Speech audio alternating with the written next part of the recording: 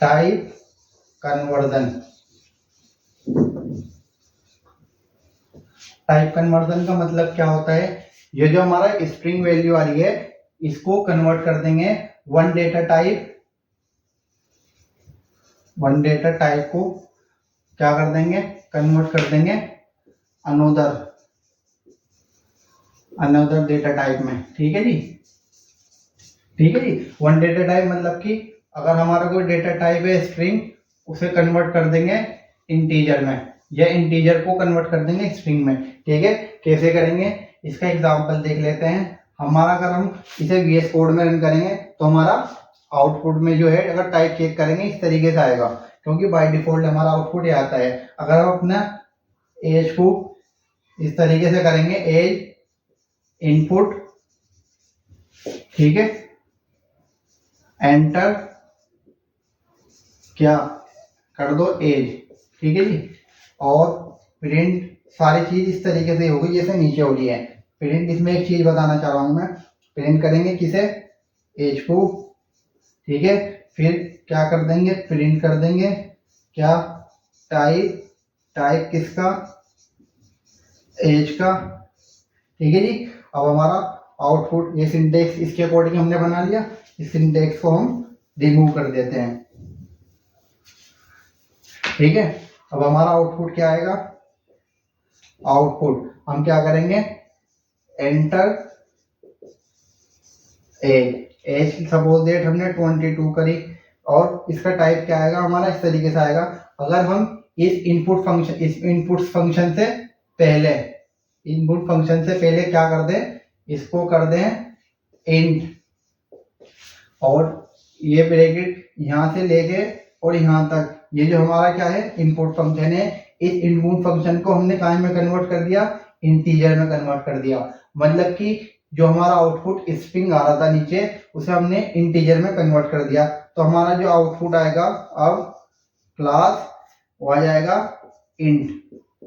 ठीक है जी, अगर हम इसी इंटीजर को यहां से समझते हैं, सारी चीज ऐसे ही रहने दें, ये समझ में आ गया, one data type convert another data type. ठीक है, इसे रफ कर लेते हैं। ठीक है, अगर हम यहाँ एज में इंटीजर की जगह फ्लोट कर दें और इनपुट एंटर एज, ठीक है जी, एंटर एज में हम क्या कर रहे हैं, फ्लोट कर रहे हैं। फ्लोट का मतलब होता है 22 को अगर पॉइंट के बाद जीरो कुछ भी वैल्यू लिख दें वो हमारा फ्लोट हो जाएगा, तो इसका डेटा टाइप अब क्या हो जाएगा हमारा, फ्लोट। ठीक है जी, अगर हम इंटीजर फ्लोट, अगर यहाँ हम इसकी जगह बुलियन लिख दें, BOOL बुलियन लिख दें, तो हमारा यहाँ डेटा टाइप हो जाएगा। अगर हम यहाँ लिखेंगे ट्रू, ठीक है, तो हमारा यहाँ हो जाएगा क्या, यहाँ हमारा हो जाएगा बुलियन।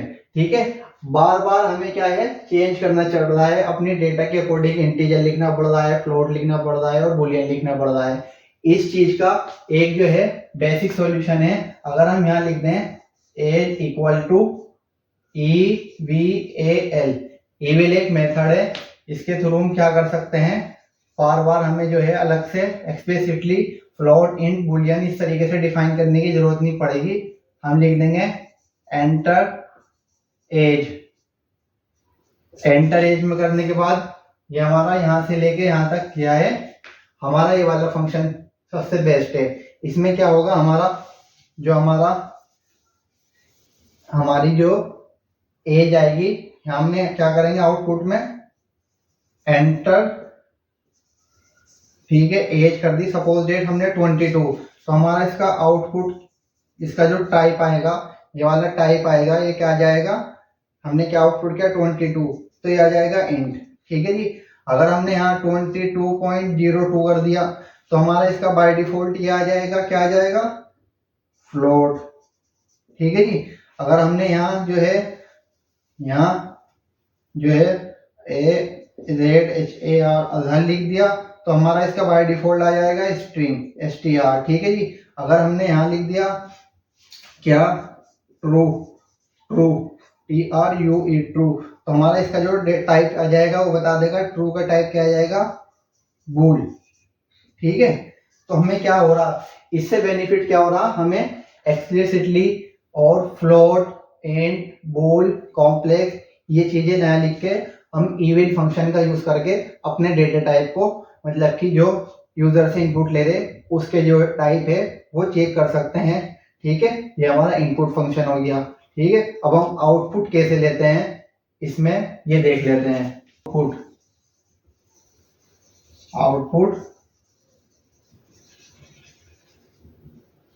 ठीक है जी, आउटपुट फंक्शन का मतलब है प्रिंट फंक्शन। जो हमारा प्रिंट फंक्शन है उसे क्या कहते हैं, हम आउटपुट फंक्शन कहते हैं। इसमें क्या करते हैं, हम लिखते हैं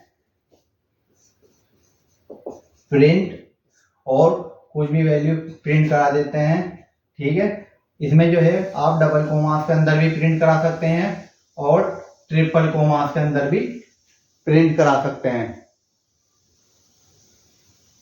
कैसे प्रिंट करा सकते हैं, फंक्शन आउटपुट फंक्शन को क्या कहते हैं हम, प्रिंट फंक्शन जो है उसे क्या कहते हैं हम आउटपुट फंक्शन। उसमें क्या कर सकते हैं, प्रिंट लिखकर कुछ भी, या तो सिंगल कोमास के अंदर भी प्रिंट करा सकते हैं, डबल कोमास के अंदर भी प्रिंट करा सकते हैं और ट्रिपल कोमास के अंदर भी प्रिंट करा सकते हैं। हम जनरली यूज आपके जो है इसमें करते हैं ट्रिपल। ठीक है, ट्रिपल ना यूज करके हम डबल ही कर लेते हैं। ठीक है, डबल हमने लिख दिया Azhar, sorry easy learning with Azhar, ये हमारे चैनल का नाम हो गया। ये हमारा एज इट इज क्या होगा, ऐसे ही प्रिंट हो जाएगा। क्या प्रिंट हो जाएगा आउटपुट में, इजी लर्निंग विद अजहर। ठीक है, एक लाइन में प्रिंट हो जाएगा। अगर हम इसमें ही इन सब चीज को सेपरेट करना चाह रहे हैं तो हम लिख देंगे separate equal to double commas के अंदर इस तरीके से लिख सकते हैं हम, ये माइनस माइनस। तो माइनस माइनस के लिखने से क्या होगा, हमारे सब सेपरेट हो जाएंगे एक दूसरे से इस तरीके से। ठीक है जी, सेपरेटर का यूज कर लिए। एक और एग्जांपल देख लेते हैं हम। अगर हम प्रिंट फंक्शन कर लिखें, प्रिंट हमने लिख दिया पाइथन कॉमा